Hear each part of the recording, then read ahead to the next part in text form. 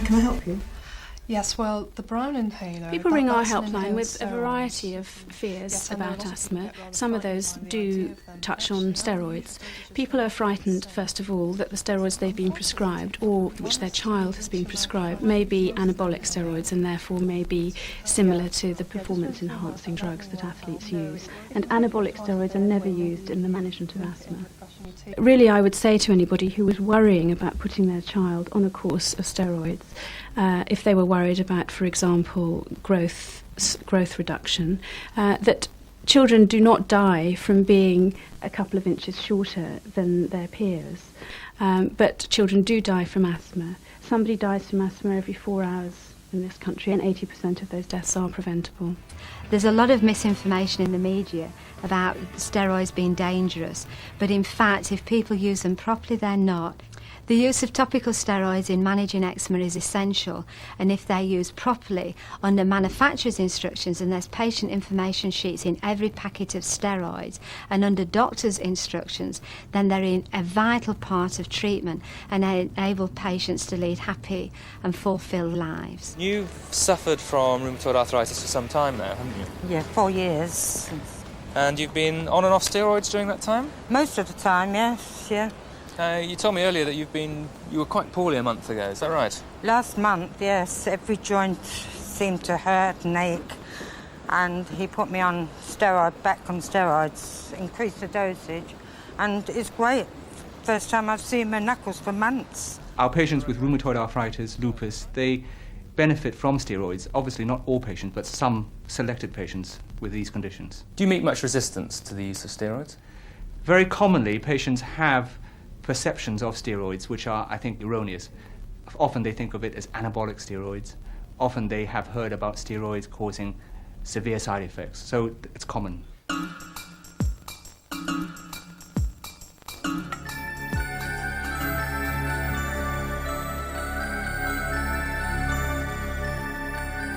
Each year, hospitals across the country see more than 4,000 people with suspected plant poisoning. The majority of cases are children under 5 who eat the berries and seeds of plants like laburnum. Come on, Teddy. It's the bark and the berries from the laburnum that are toxic. They contain a toxin so strong that a 1/20th of a gram can kill a child of this age within 12 hours.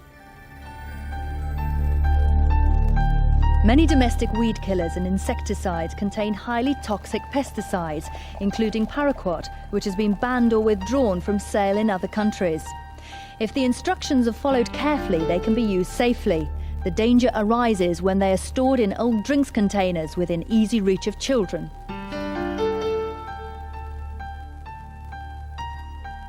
Unbelievably, it's still a common problem. People store weed killer in these sorts of bottles. Now, the paraquat itself can kill in very small doses within about 5 or 6 days.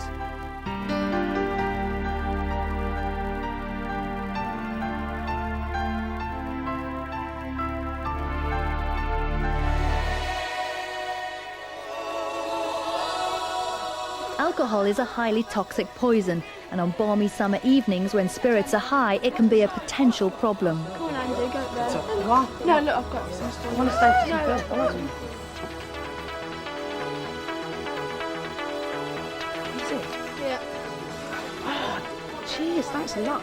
This is another scenario that's all too common. The first time people get drunk. Come on, a whole lot.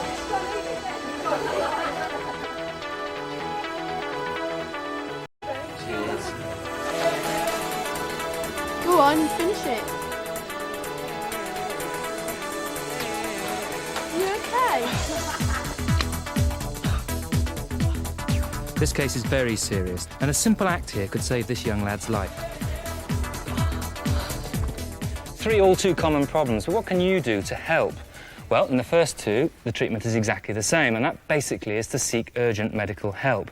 Now, for practical purposes, that means contacting your local casualty department, unless you're fortunate enough to live around the corner, in which case go straight there. Don't do anything else.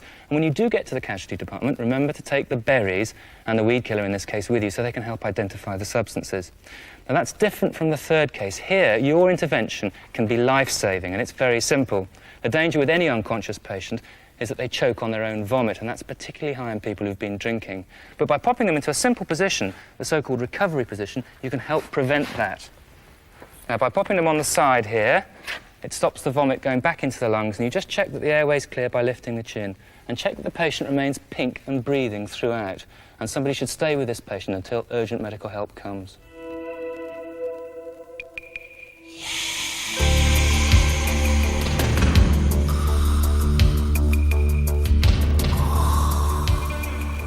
It's lethal, legal, and every day 450 children try it for the first time. It's as addictive as heroin and cocaine, yet we can buy it easily over the counter. It kills 300 people and costs the NHS £1.6 million each day. Some people can get pressured into it, like say if the friends smoke or something, but I think a lot want to try it as well, you know, so they can say they've been there and done that sort of thing. For many teenagers, smoking is a part of growing up, and by the age of 16, 1 in 4 is a regular smoker.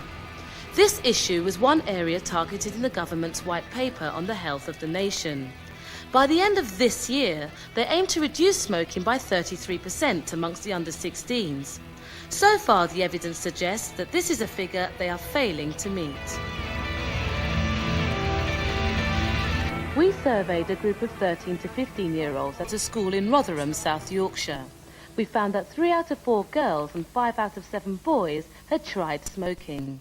I think young people smoke through pressure from friends and family, especially family, because they see the parents smoking and they think there's nothing wrong with it. They want to, like, look cool and fit in with everybody. They like to look older, or because they think it makes them look more grown up. It just, like, makes them feel more confident about themselves.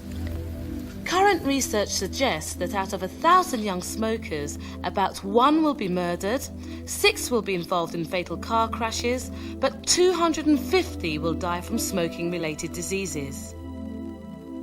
When you're 14, an illness that you might get at 40 is so far ahead that you really don't take too much notice of it. And most of the messages about health risks are adult ones. I know it'll kill you. It'll ruin your health. It can give you lung cancer, you know, bronchitis, aggravate asthma and chest diseases. Make you out of breath and have a bad cough. Although teenagers know that cigarettes are bad for them, they continue to smoke. So why aren't anti-smoking campaigns working? If it's so tough to smoke, yeah, why are we hiding in here? They're not very appealing at all, you know, they're just like kids showing off about how I can smoke and that. Old-fashioned and they're a bit unrealistic. They don't, like, make you think about anything. You just, like, sort of, not laugh them off, but that's the sort of impression that they give you. What they needed to do was put a bit of comedy in. Smoking doesn't just give you bad breath, smelly clothes and yellow fingers. It can actually... In fact, 3 out of 5 children in our survey preferred advertisements from the current adult campaign starring John Cleese. Let me show you how much ash a 20-a-day smoker makes.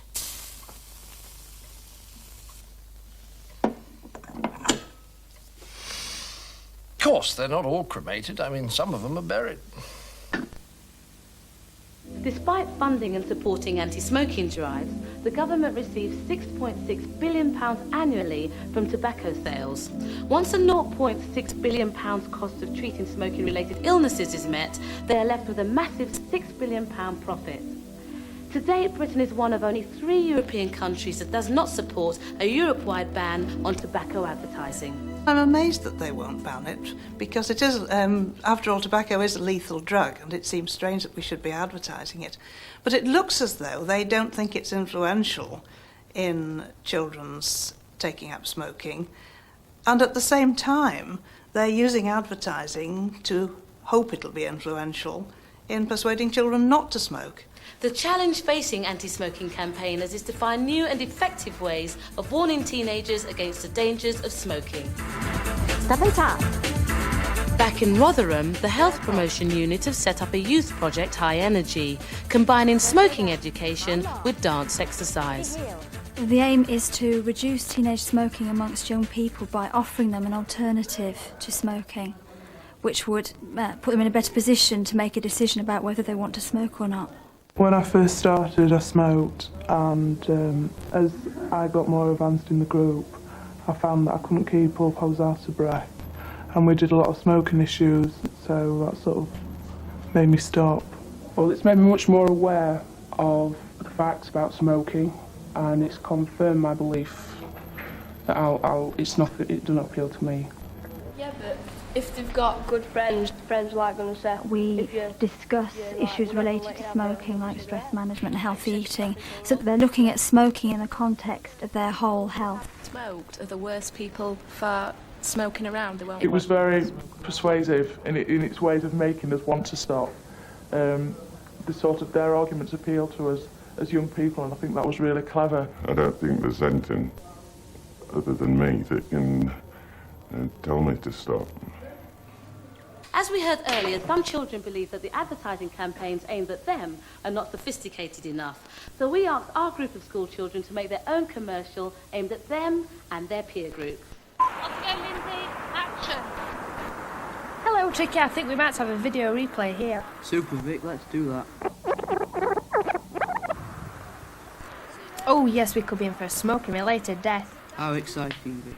Yes, Tricky, Nicotine Man runs in from the left. Oh, just look at that dirty fighting. It just goes to show that smoking will get you in the end. So watch out. Nicotine Man's about. If you smoke, you'll die.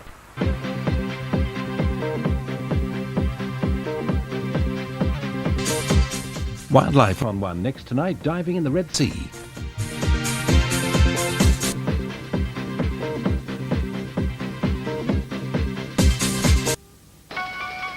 Saturday evening on BBC One. At 5:25, go live to the Channel Tunnel with a host of celebrities as they walk back to England for charity. At 5:45, is it a bird? Is it a plane? No, it's a microwave. On the house party this week, my special guest is Ronnie Corbett. Bob Carroll G's gets a gotcha for doing this. At 7:30, join Jim Davidson for another big break. At 8, it's time for those birds. I'm sorry, I didn't quite catch your name. Put it lightly. Rumours everywhere in casual.